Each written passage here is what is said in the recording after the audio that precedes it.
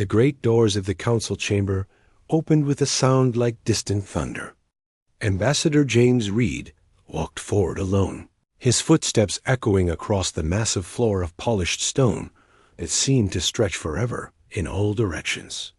Above him, rising into darkness, sat representatives of 2,000 alien species. Arranged in circular tiers that climbed so high the upper levels disappeared into shadow. James had seen pictures of this place, but nothing prepared him for the reality. The chamber was large enough to contain a small city. The air smelled of something he could not identify, sweet and metallic at the same time.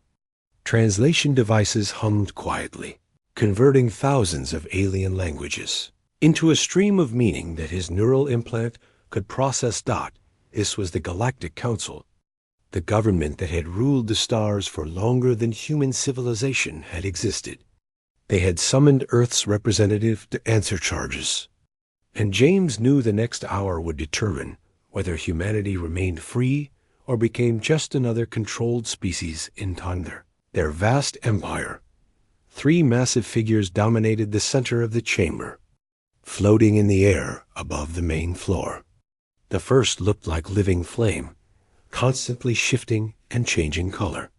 The second resembled an enormous crystal structure, geometric and perfect, refracting light in patterns that hurt to observe. The third was hardest to describe, a being that seemed to exist partially in another dimension, its form never quite solid or fully visible. These were the Elders, the 3 most powerful beings in the known galaxy. They had ruled the council for thousands of years, and they had never been successfully defied. The flame being spoke first, its voice resonating directly in James's mind. Human, you stand before the council, accused of multiple violations of galactic law. Your species has weaponized your star system against our explicit instructions. You have refused integration into the Unity network. You have concealed military development behind encryption we cannot break. Most seriously, you have rejected our authority to guide your development. James waited, keeping his face neutral. He had trained for this moment for 3 years, studying every available record of council proceedings, learning how they thought and operated. He knew that appearing weak would invite punishment, but appearing defiant too soon would give them justification for harsh action.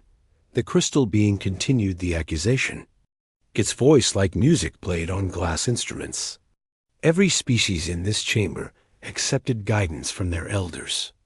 Every civilization learned that peace requires surrender of individual military power to collective authority.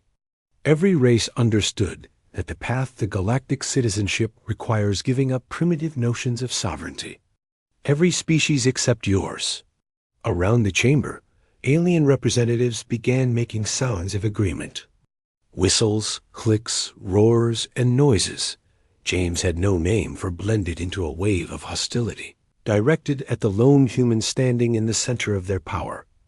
The dimensional being spoke last, its voice seeming to come from several directions at once. Ambassador Reed, your species has exhausted our patience. The Council has reached a decision. Humanity will accept full integration into the Unity network within 6 months, or Earth will be isolated from galactic civilization for 1,000 years. All human ships beyond your solar system will be confiscated. All human colonies will be evacuated. All contact with other species will be terminated. The being paused, letting the weight of that ultimatum settle. You have one opportunity to accept these terms and preserve your species' place in civilized space. Refuse, and humanity returns to the darkness you came from. Choose now. James had known this moment was coming, but hearing it stated so bluntly still sent a chill through him. The Unity network was not what the Council claimed.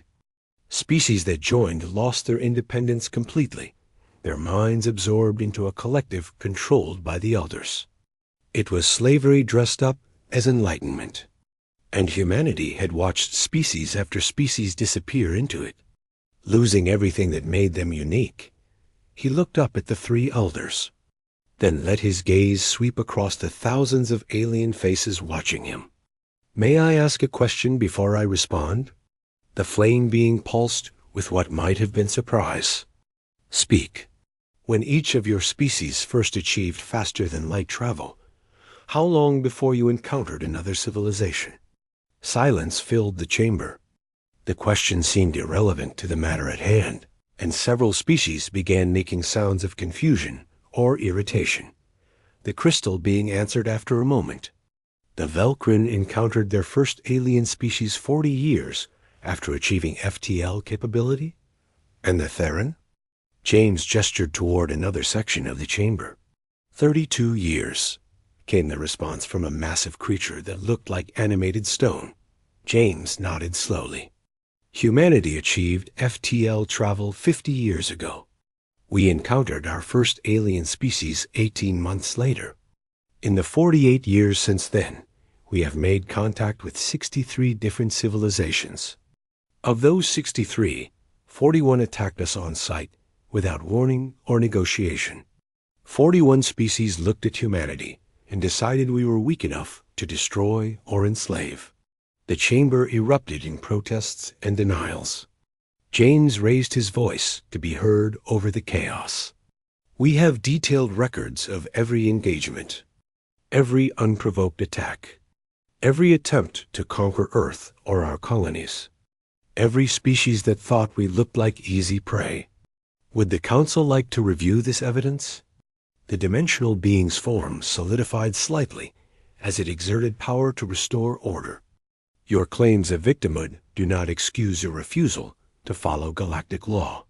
If other species attacked you, that only proves you need the protection that Unity Network membership provides. Submit to our authority and such attacks will cease." James had expected this response. The Council always had the same answer to every problem. Submit, surrender, give up your freedom, and let us control you for your own good. They had been using that argument for thousands of years, and it had worked on every species they encountered until now. "I have a counterproposal," James said clearly. "Humanity rejects both options. We will not join the Unity Network. We will not accept isolation. We propose a third path. Full diplomatic recognition as an independent civilization with the right to defend ourselves and govern our own affairs without Council interference." The chamber exploded into chaos again. But this time James could hear fear mixed with the anger. No species had ever made such a demand. No civilization had ever refused the Council's ultimatum and proposed their own terms. Instead, the flame being's color shifted to deep red. "You cannot refuse the Council. You are one planet, one system, one primitive species that achieved FTL travel less than a human lifetime ago. You have no power to make demands. You will submit or you will be contained. There is no third option." James reached into his jacket and removed a small device. He held it up for everyone to see, then activated it. A holographic display appeared in the air above his head, showing something the Council had not expected to see. Ships, hundreds of them. All human vessels, all military design, all positioned at key locations throughout Council space. And all of them had appeared in the last 10 minutes without the Council's detection systems registering their arrival. "You are correct that Earth is one planet," James said into the shocked silence. "But you made one critical error in your analysis of humanity. You assumed that Earth was our only world. You assumed that because you watched our home system constantly, you knew the full extent of our civilization. You assumed we would be honest about our capabilities, while you threatened our freedom." He deactivated the hologram and looked directly at the three elders. "Those assumptions were wrong. And now we are going to teach you what happens when you underestimate humans." James turned and walked toward the exit. Behind him, thousands of alien voices rose in confusion and anger. Ahead of him, the great doors stood closed, but they opened automatically as he approached. Responding to a signal from technology, the council did not know existed. Ambassador Reed, the flame being called after him. If you leave this chamber without accepting our terms, you declare war on the entire galaxy. Return and negotiate, or face consequences your species cannot survive. James stopped at the threshold and looked back one last time. The consequences are not going to be what you expect. Check your defense networks. Check your trade routes. Check every strategic location you consider vital. Then ask yourselves if you really want to fight a species that has been preparing for this conversation since the day we first encountered your so-called galactic civilization. The doors closed behind him, and James Reed walked away from the most powerful government in the galaxy. Knowing that everything was about to change, Admiral Rachel Stone stood on the bridge of the UHS Defiance, watching her tactical display with cold satisfaction. Around her ship, 32 other human warships held formation at the Velcrin Hyperspace Gate, the single most important trade junction in the eastern sectors of Council space. Every hour, hundreds of ships passed through this gate, carrying goods worth trillions of credits. Not anymore. The gate was closed, and Rachel's fleet made sure it stayed that way. Admiral, we are receiving priority communications from the Velcrin Trade Authority. They are demanding we move immediately and allow commerce to resume. They say this blockade is costing their EC enemy billions of credits every hour. Rachel did not take her eyes from the display. Inform them that this junction remains closed until the Council agrees to negotiate in good faith with humanity. Every hour they refuse to talk is another hour their economy suffers. Her communications officer hesitated. Ma'am, they are also transmitting to the Council, requesting immediate military intervention. They want us removed by force. Let them request whatever they want. Tell me when the Council actually sends ships. The wait was not long. Within 2 hours, Rachel's sensors detected a large military force approaching from Council space. The tactical computer identified them as a Velcrin enforcement fleet, over 200 ships strong, all armed and moving at combat speed. Rachel had been expecting this. The Council thought they were dealing with a handful of rebel ships that could be swept aside with overwhelming force. They had no idea what they were actually facing. All ships, prepare for Phase 2 activation. Wait for my signal. The Velcrin fleet entered weapons range and immediately broadcast a demand for surrender. Their commander sounded confident, certain that his numerical advantage would force the humans to back down without a fight. Rachel let him finish his speech before responding. Velcrin Commander, this is Admiral Stone. I will give you one chance to withdraw peacefully. Turn your fleet around and return to Council space. If you attempt to break this blockade by force, you will discover why that is a mistake. The Velcrin response was exactly what she expected. Threats, promises of destruction, assertions that the Council's authority could not be challenged. Rachel listened patiently, then closed the channel without responding. Activate the reserve fleet. Show them what we really have. All around Rachel's formation, space began to tear open. Hyperspace gates appeared by the dozens, each one releasing human warships that had been waiting for this exact moment. Within 30 seconds, Rachel's force went from 33 ships to over 300. The Velcrin fleet suddenly found itself outnumbered and facing an opponent with technology they did not understand. The Velcrin commander opened a private channel, his earlier confidence completely gone. How is this possible? Council intelligence said humanity had fewer than 200 FTL-capable ships total. Where did this fleet come from? Rachel smiled coldly. Your intelligence was based on what we allowed you to see. Did you really think we would be stupid enough to show you our real strength while you were threatening us? Every ship you counted, every facility you monitored, every industrial output you analyzed, all of it was theater. We showed you what you expected to see while building our actual fleet, somewhere you never thought to look. This is impossible. We have been monitoring your home system for 50 years. You have been monitoring Earth. That was your first mistake. Your second mistake was assuming Earth was the only place humans lived. Your third mistake was thinking we would fight fair when you threatened our freedom. Rachel gestured to her tactical officer. Show him. A new holographic projection appeared on the Velcrin flagship's main display. It showed not just the fleet around the hyperspace gate, but human ships at dozens of other locations throughout Council space. Every major trade route, every critical junction point, every strategic location that connected the Council's vast economic network. All of them now controlled by human vessels. We are not just blocking one gate, Commander. We are disrupting your entire civilization's ability to function. And we will maintain this blockade until the Council agrees to treat humanity as equals rather than subjects.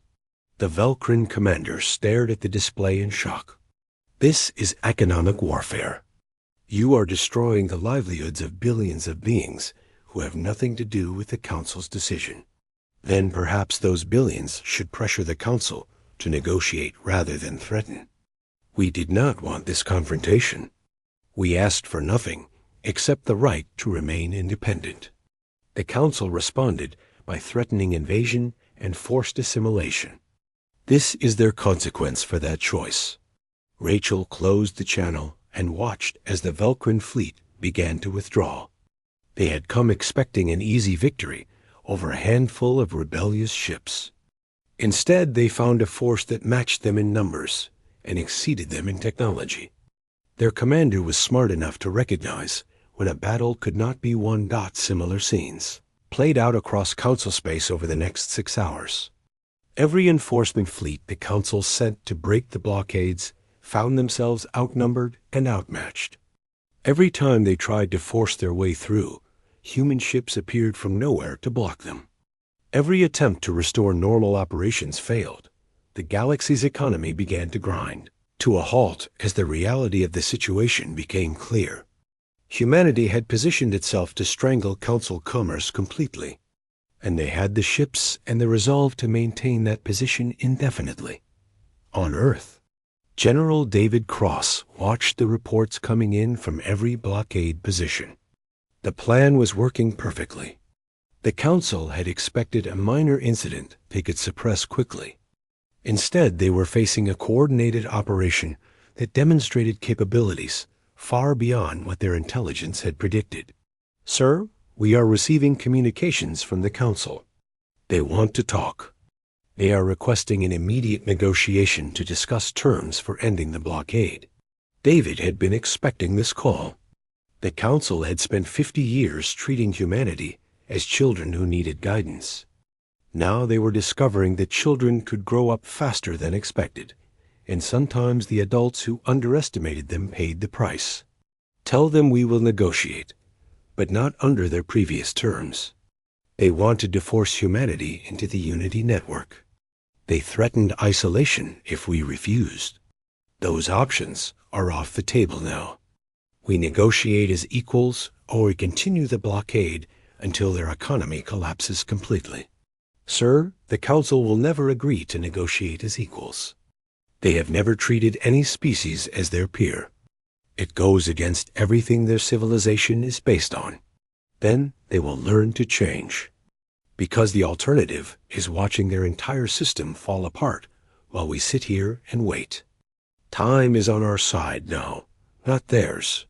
General Cross pulled up a classified display showing the full extent of humanity's preparations. The ships at the blockade positions were just the beginning. Hidden shipyards throughout territories the Council did not know humanity controlled. Weapon systems based on physics the Council had not discovered. Industrial capacity that dwarfed anything Earth could produce alone.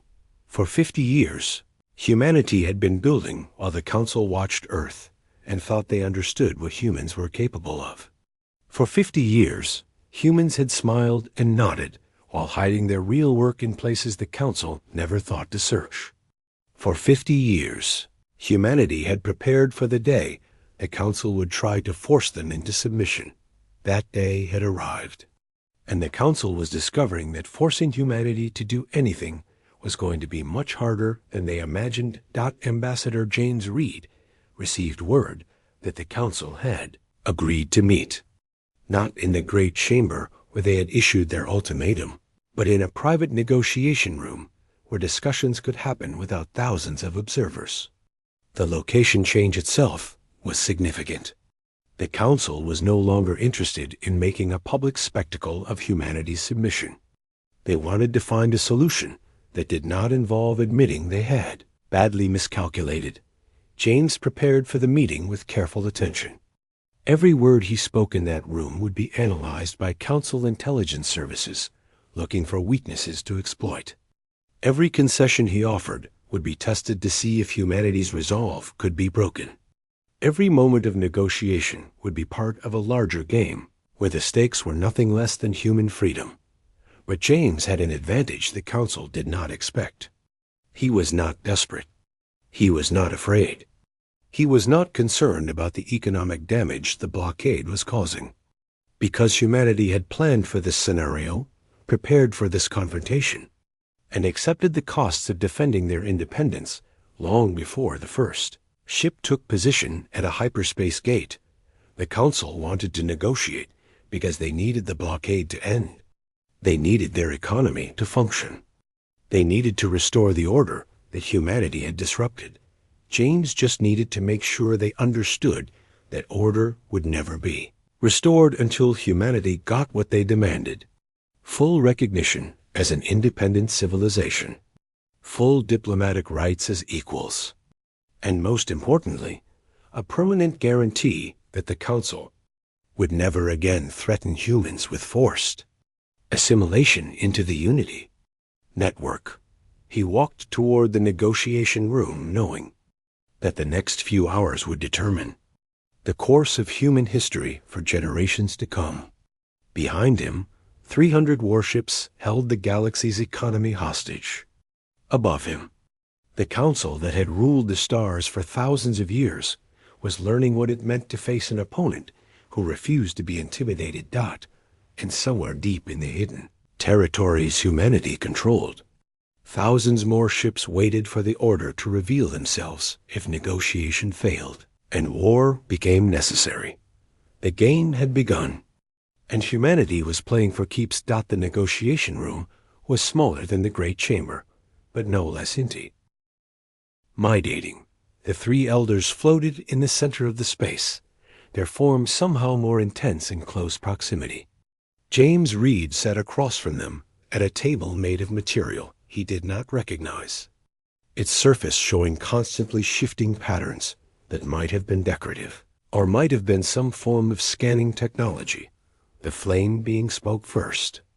Ambassador Reed, the Council has agreed to discuss terms for ending your blockade of our trade routes. However, you must understand that we cannot simply accept your demands without conditions. 10,000 years of galactic order cannot be overturned because one species refuses to follow established procedures. James kept his expression neutral. Established procedures that result in forced assimilation and loss of independence. Procedures that turn free civilizations into components of a collective mind controlled by the Council. Procedures that every species was forced to accept because they had no choice. The crystal being's light patterns shifted.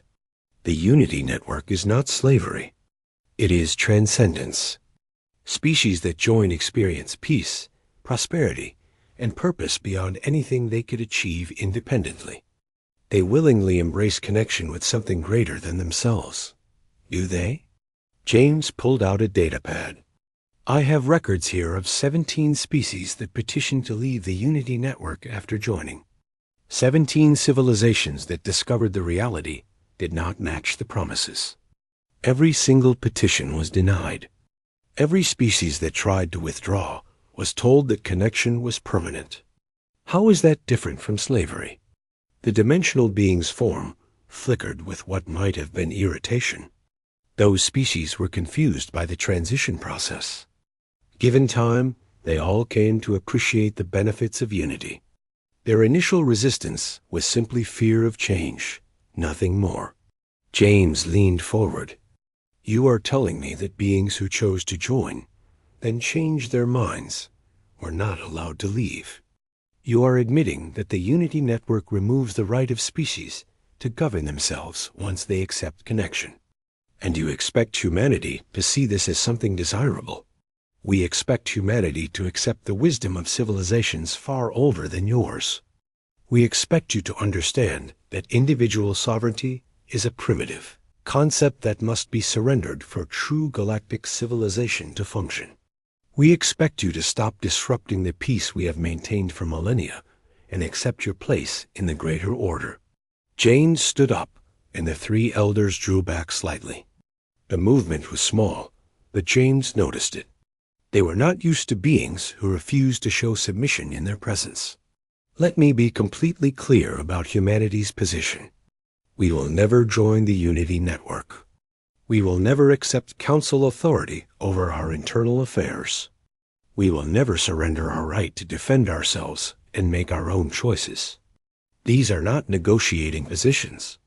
These are fundamental principles we will fight to preserve, regardless of the cost." The flame being's color shifted toward red again. "Then you are choosing war.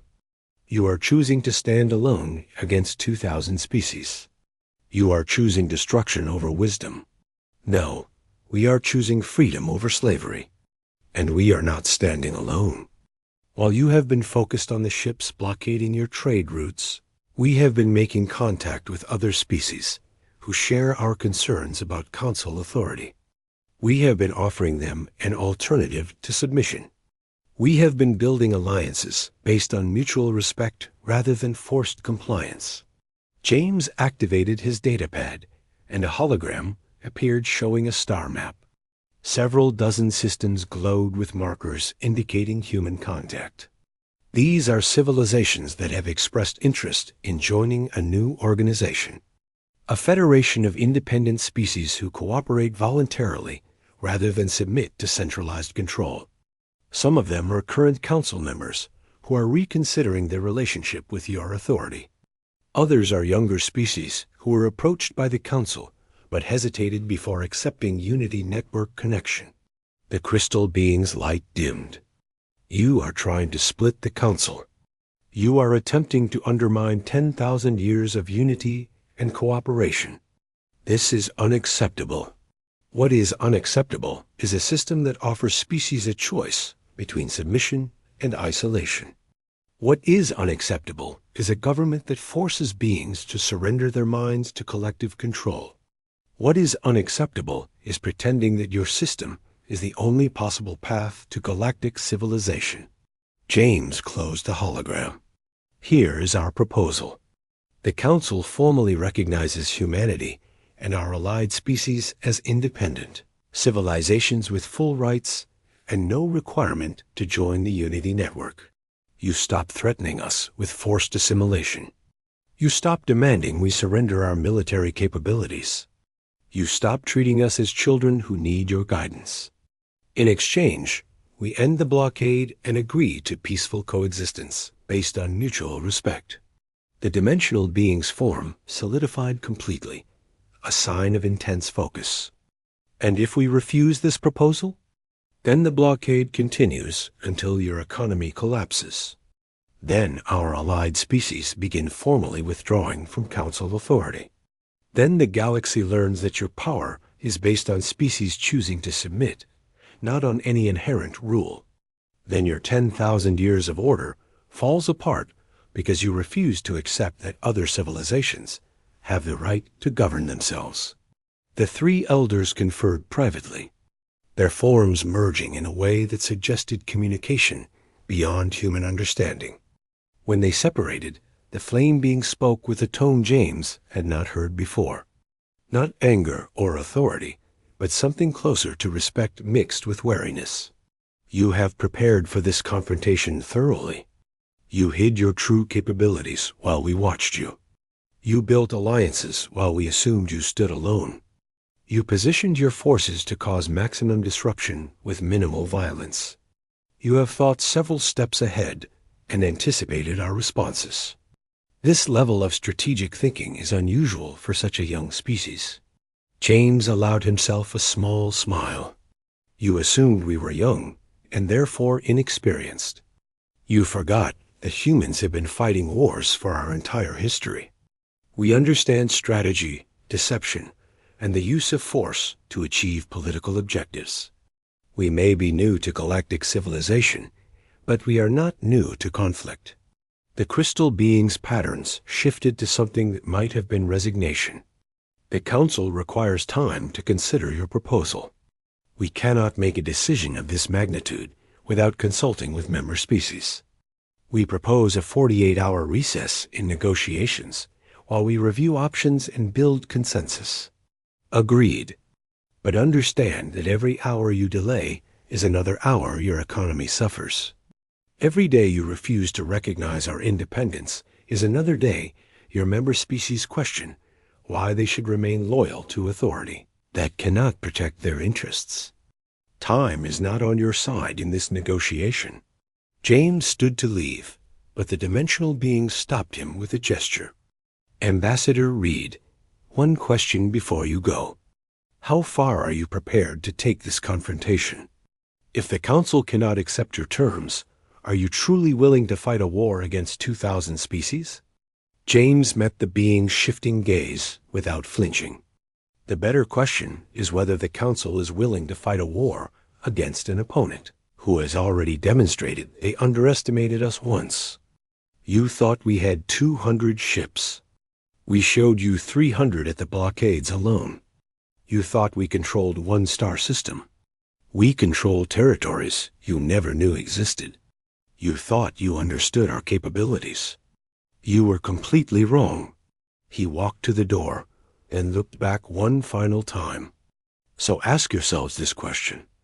If we hid ships, territories, and industrial capacity from you for 50 years, what else might we be hiding?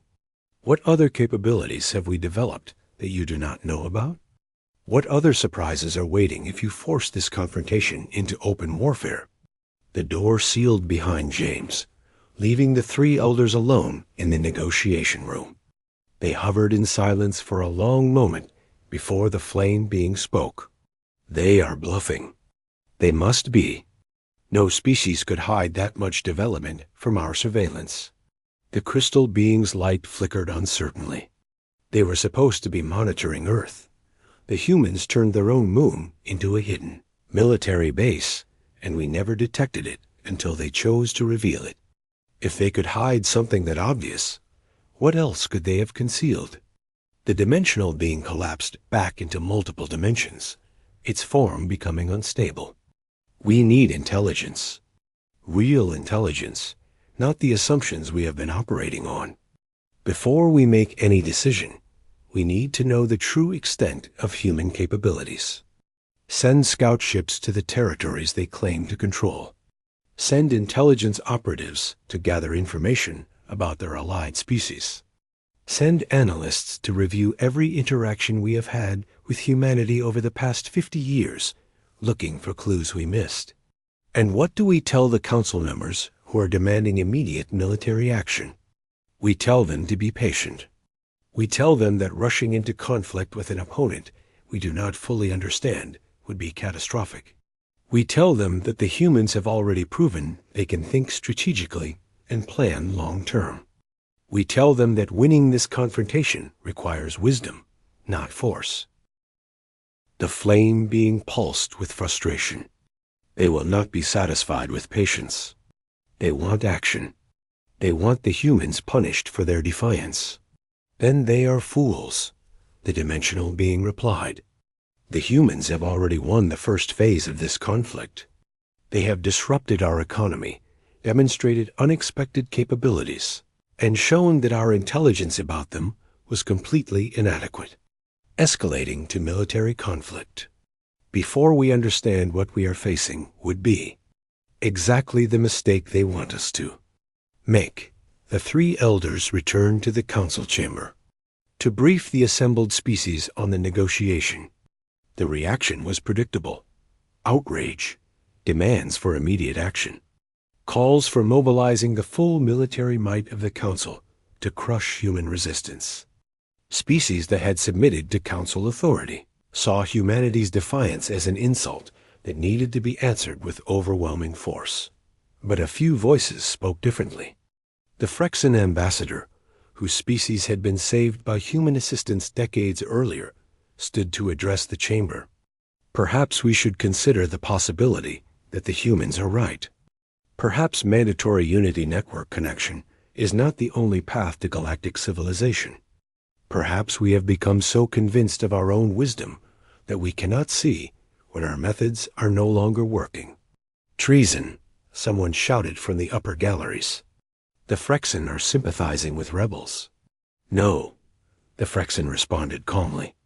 We are questioning whether a system that requires force to maintain is actually as stable as we have believed. We are asking whether civilizations that must be threatened into compliance are truly willing members or simply conquered. Peoples who have learned not to resist. The chamber erupted in chaos as species took sides. Some supported the traditional council position. Others began to question openly whether humanity had a point.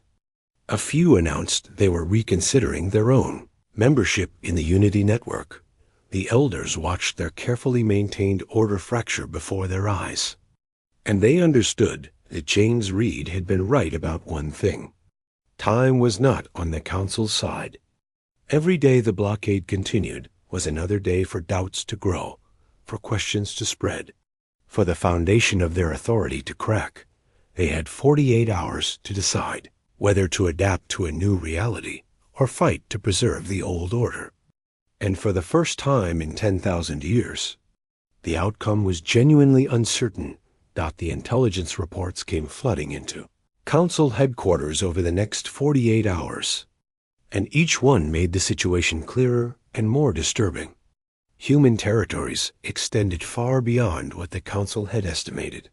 Hidden shipyards operated in systems the Council had classified as too resource poor to support industrial development. Defensive installations protected worlds that supposedly had no significant human presence. And everywhere their scouts looked, they found evidence that humanity had been preparing for this confrontation since first contact. The crystal being reviewed the data with growing concern. They established mining operations in 17 systems we never monitored because our surveys indicated minimal valuable resources. Turns out our surveys were wrong, or the humans found ways to extract materials we considered inaccessible. Either way, they built industrial infrastructure in locations we thought were worthless.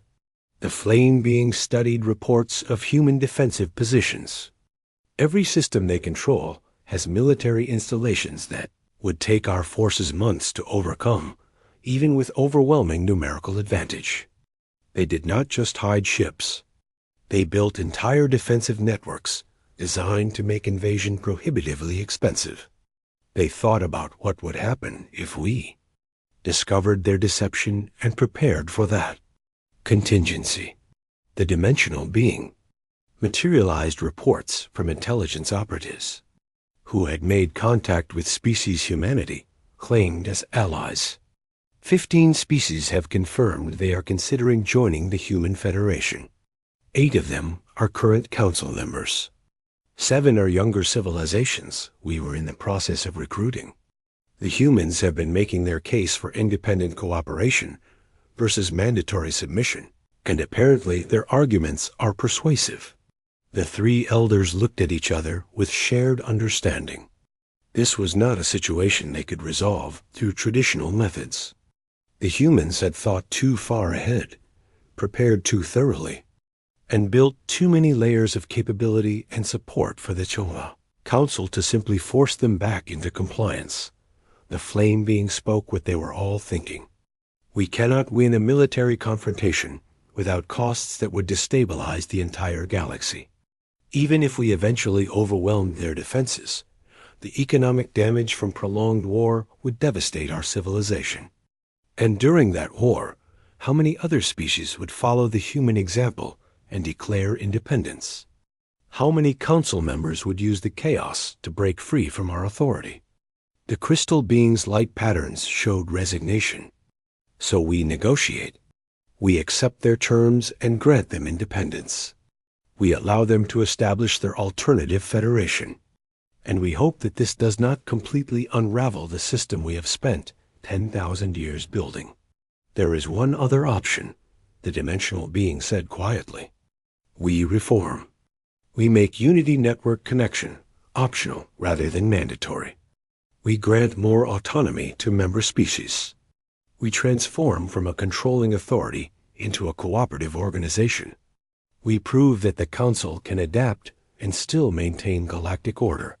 The other two elders considered this suggestion in silence. Reform meant admitting error. Reform meant giving up power. Reform meant accepting that their methods, successful for millennia, were no longer adequate for the galaxy's current state. But the alternative was clinging to the old system until it collapsed completely.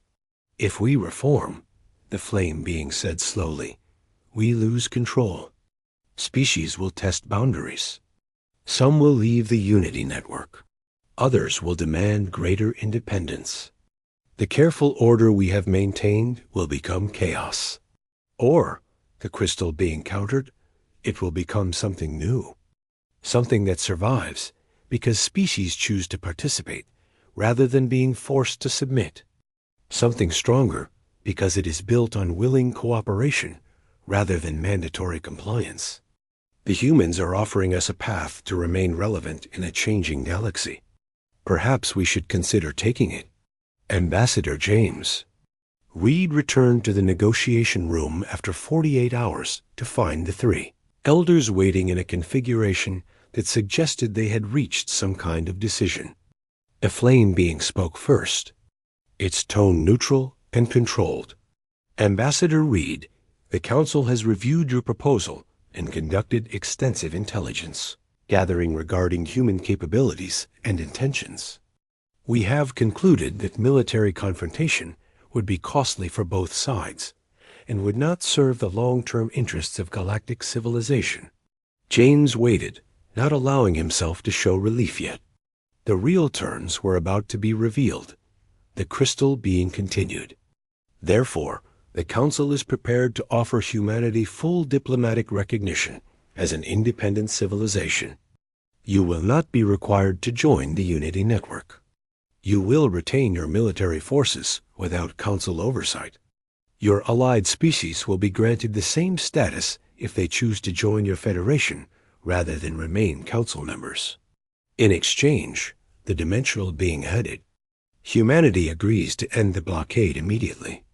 You will respect Council territory and not interfere with species that choose to remain Unity Network members.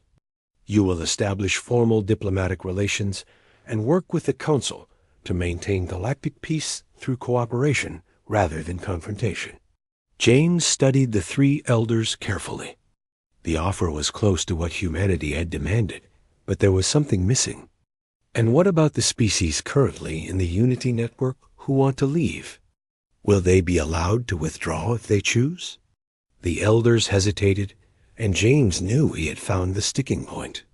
They were willing to let humanity remain independent, but they were not ready to let their existing members leave freely. That would be admitting the Unity Network was a trap, and they could not afford that admission. Unity Network members agreed to permanent connection when they joined, the flame being said carefully. We cannot simply release them from that commitment without destabilizing the entire system. James leaned forward. So you want humanity to accept that we can be free, but species that made the mistake of trusting your promises are locked into slavery forever. You want us to agree that the Council's authority should be respected, even though it is built on denying beings the right to change their minds. That is not acceptable. It is not slavery. The Unity Network provides benefits that independent existence cannot match.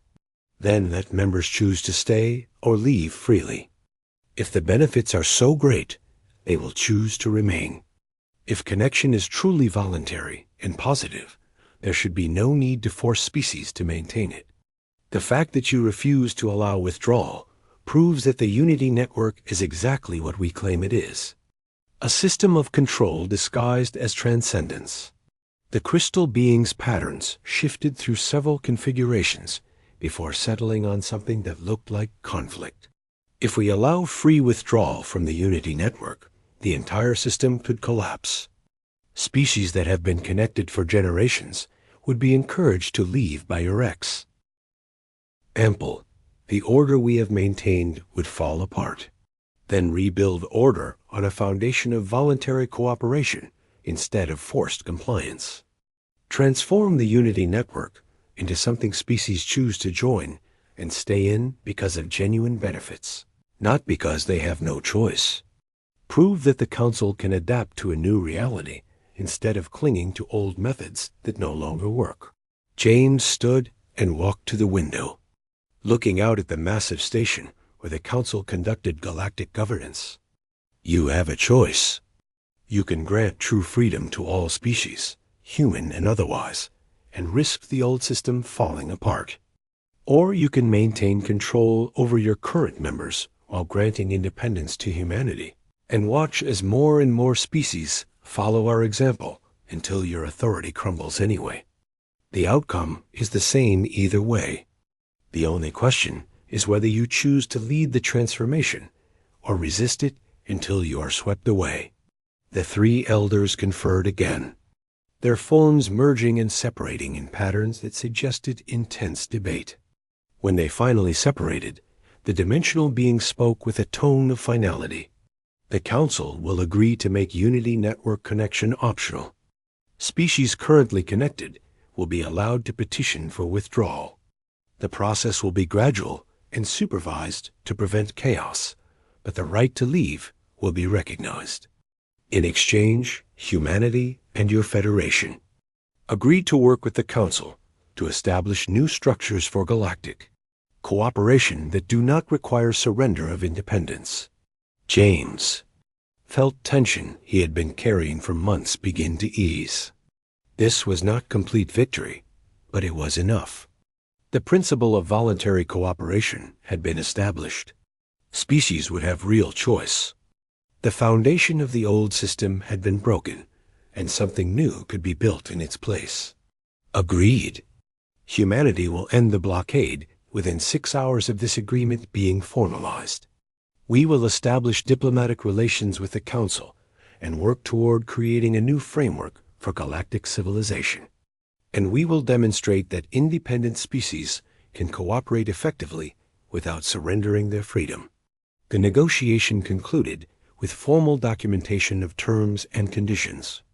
Within hours, human ships began withdrawing from blockade positions, allowing Council trade routes to reopen. The economic pressure that had forced negotiation eased, and the galaxy began returning to normal operations. But nothing was truly normal anymore. The Council that had ruled unchallenged for 10,000 years had been forced to negotiate with a species less than a century old in galactic terms.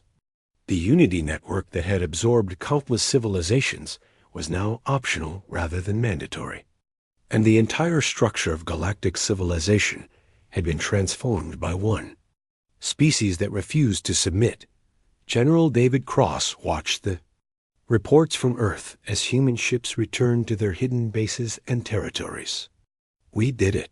We faced down the Council and won. We survived, James corrected.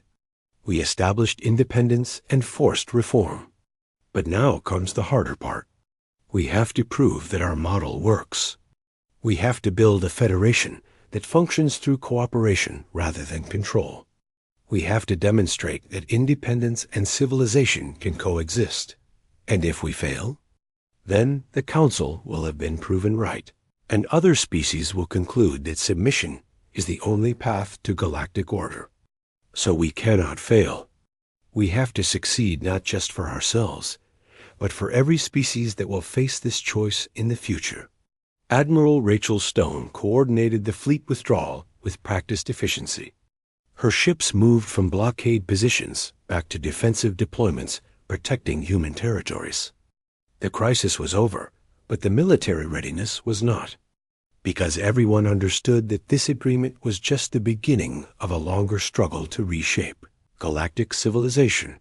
The Council would test boundaries. Some species would resist the changes.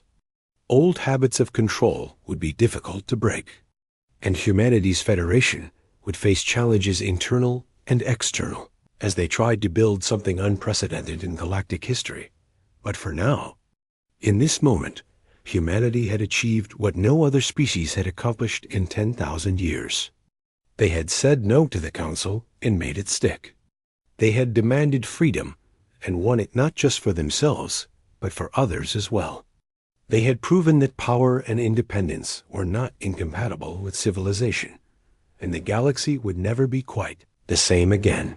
3 months after the agreement, Ambassador James Reed walked through the halls of the new Federation headquarters on Earth.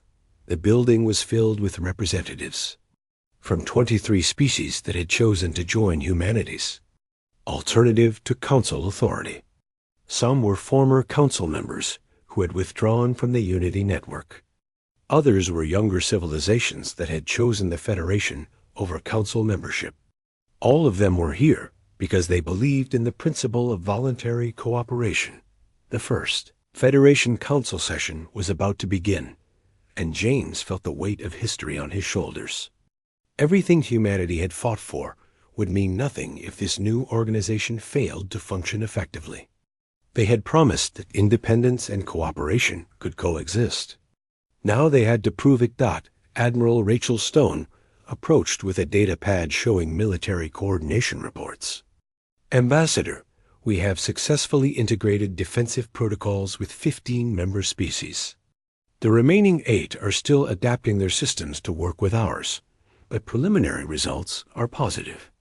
The Federation fleet is becoming a genuine combined force rather than just human ships with allied observers. James reviewed the data with satisfaction. What about the Council? Any signs they are regretting the agreement? They are adjusting. Some species are petitioning to leave the Unity Network as expected, but the process is gradual enough that the Council is managing it. The Elders are working to transform their authority from controlling to advisory, which is apparently a difficult transition for beings who have ruled absolutely for 10,000 years. General David Cross joined them, looking tired but pleased.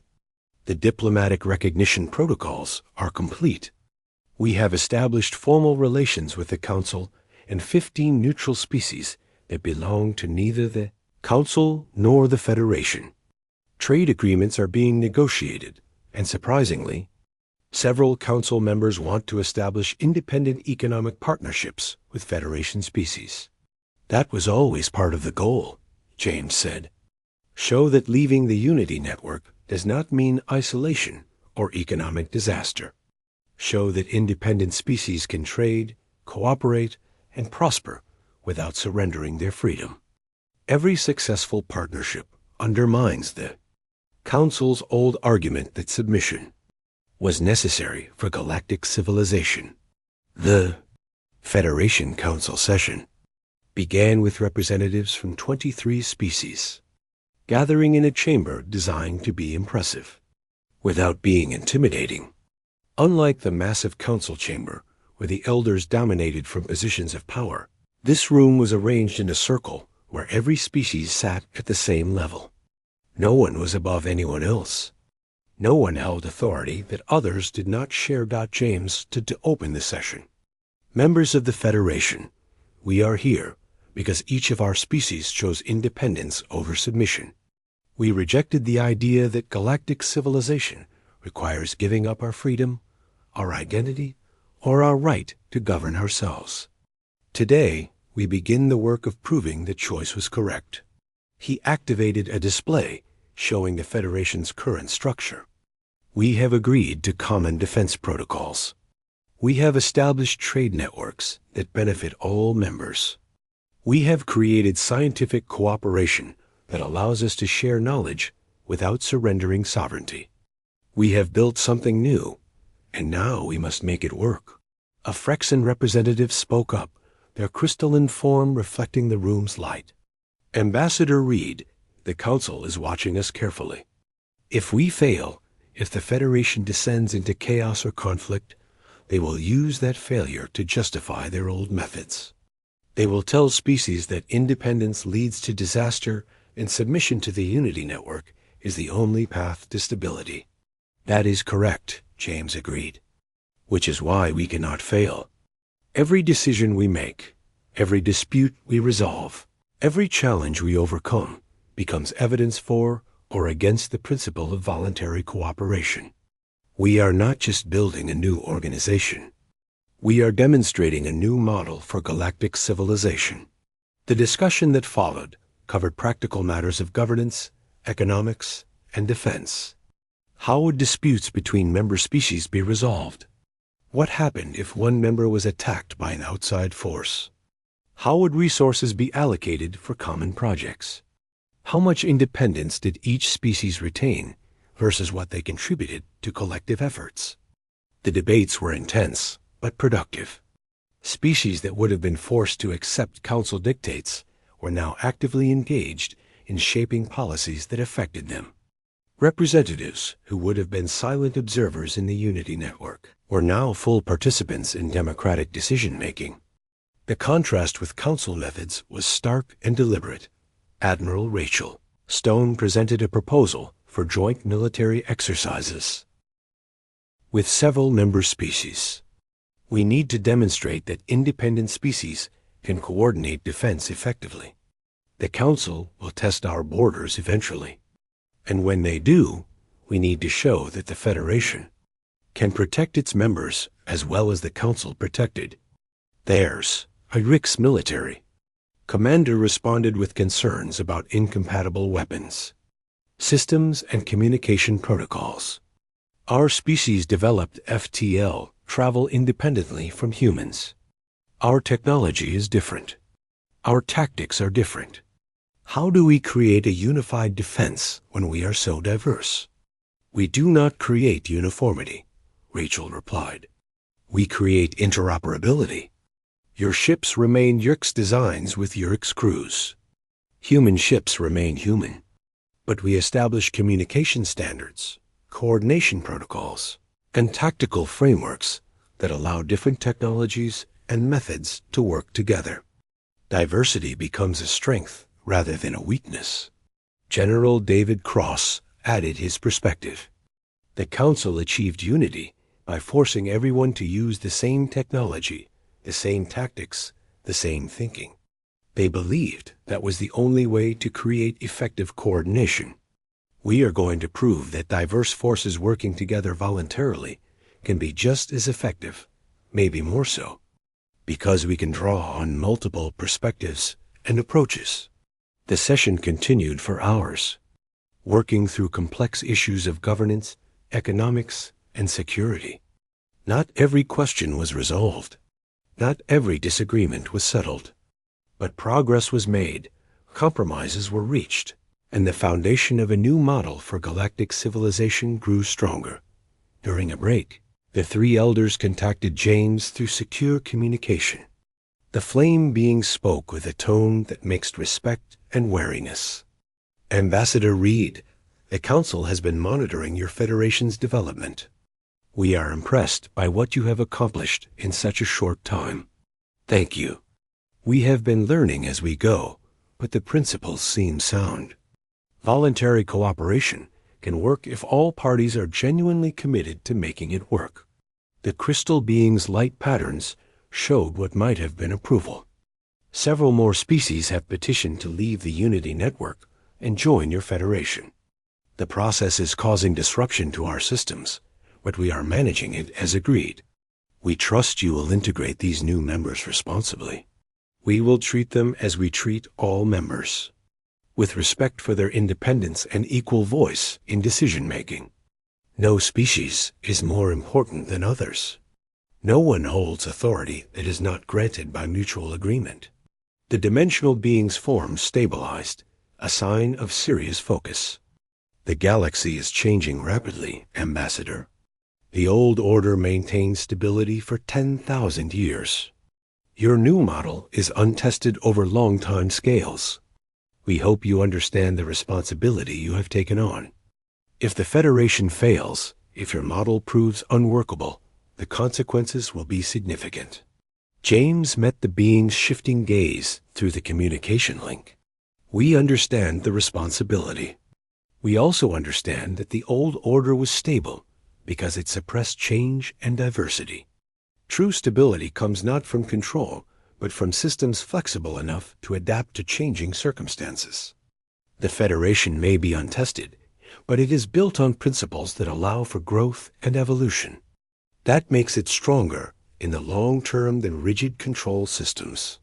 The communication ended, leaving James to consider the scope of what humanity had initiated. They had not just won independence for themselves. They had triggered a transformation of galactic civilization that would reshape how species interacted for generations to come. The Council would never again have unchallenged authority. The Unity Network would never again be seen as the only path to galactic citizenship. And species throughout the galaxy would have real choice about how they organized their civilizations. Admiral Rachel Stone found James looking out a window at Earth's surface far below, thinking about what comes next. Always. We have achieved our immediate goals: independence, recognition, a working alternative to Council authority. But this is just the beginning. The galaxy is vast, and we have seen only a tiny fraction of it. There are other powers out there, other civilizations, other challenges we have not yet encountered. Are you worried about threats the Council never told us about? I am worried about assuming we have learned everything important. The Council controlled this region of space for 10,000 years, but they never expanded beyond certain boundaries. Why? What is out there that made them stop growing? What challenges did they encounter that they decided not to share with species like us? Rachel considered this.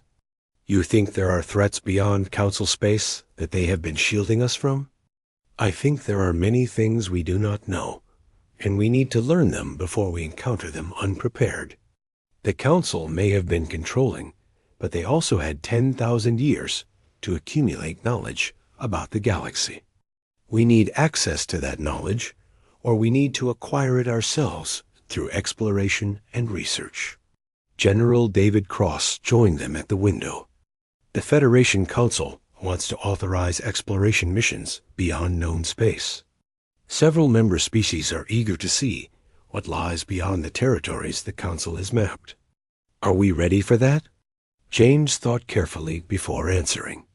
We are ready to begin, but we need to be smart about it. The Council stopped expanding for a reason. Before we push into unknown regions, we should understand what that reason was. And we should make sure our defensive capabilities can handle whatever we might encounter. The three of them stood in silence, looking at Earth and thinking about the future humanity had won the right to shape. They had faced the Council and survived. They had built a federation that proved independence and cooperation could coexist. They had transformed galactic civilization in ways that would echo through history. But they also understood that this was just the first chapter of a much longer story. The galaxy was vast, ancient, and full of mysteries that even the Council had not fully understood. Humanity and their allies were now free to explore those mysteries, face those challenges, and write their own destiny among the stars. The Council had made their fatal mistake when they underestimated humans and tried to force them into submission. They had learned, painfully, that humanity would fight for freedom regardless of the odds. They had discovered that power and independence were not incompatible with civilization. And now the entire galaxy was learning that same lesson. Some species welcomed it, seeing opportunities for genuine self-determination they had never imagined. Others resisted, comfortable with the old order and fearful of change. But the transformation had begun, and there was no going back to the way things were. James Reed looked at the stars visible through the window and smiled. Humanity had come so far in such a short time, from a single world to a galactic power. from isolation to leadership in reshaping civilization itself, from subjects waiting for permission to free beings determining their own fate. The future was uncertain, full of challenges and opportunities in equal measure. But it was a future humanity would face on their own terms, standing with allies who shared their values, building something new and unprecedented in galactic history. And that made all the struggle, all the risk, all the confrontation worthwhile. Because freedom, once won, was worth defending at any cost. And humanity had proven they understood that truth better than any species the galaxy had seen in 10,000 years. The story was far from over. But this chapter ended with humanity standing tall, independent, and ready for whatever came next. Retry Claude can make mistakes. Please double-check responses.